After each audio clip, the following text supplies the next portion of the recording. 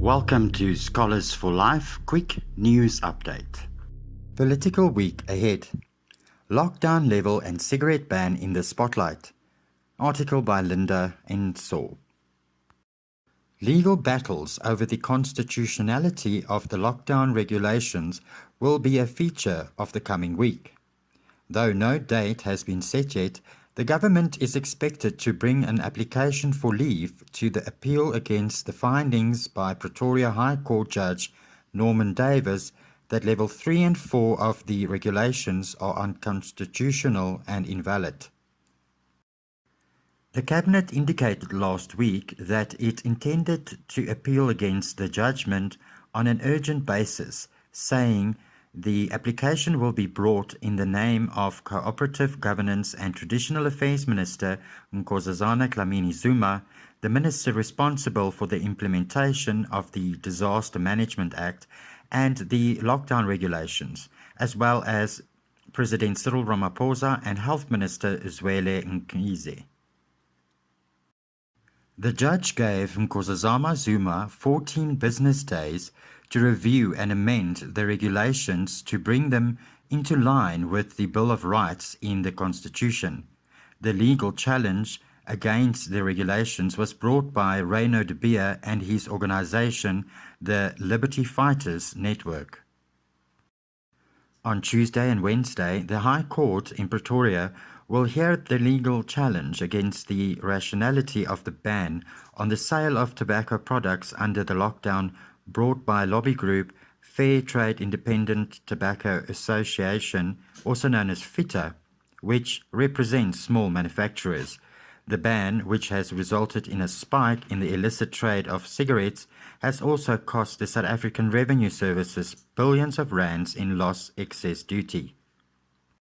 Dlamini-Zuma has urged that the prohibition on the sale of tobacco products that has been in place for more than 2 months was meant to protect human life and health and to reduce the potential strain on the healthcare system during the COVID-19 pandemic.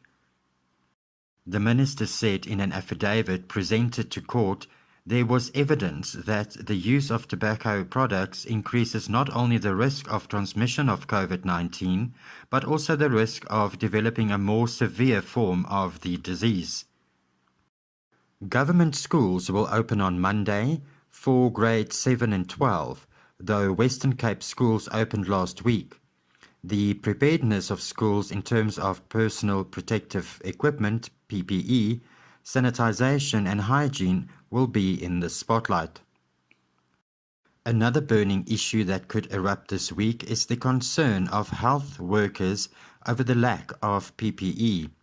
Public hospitals have come under focus for alleged breaching of COVID-19 health and safety regulations amid growing fears they are becoming breeding grounds for the virus. Parliamentary committees will also continue to focus on the ramifications of the COVID-19 pandemic. On Tuesday, the Tourism Portfolio Committee will be briefed by the Tourism Business Council of South Africa on its response to the government's readjusted strategy. On Wednesday, Parliament's 2 health committees will be briefed by the National Health Laboratory Services, the NHLS, on its strategies and plans to deal with COVID-19 test results and backlogs, as well as by the Life Healthcare Group and Netcare on their state of readiness for COVID-19.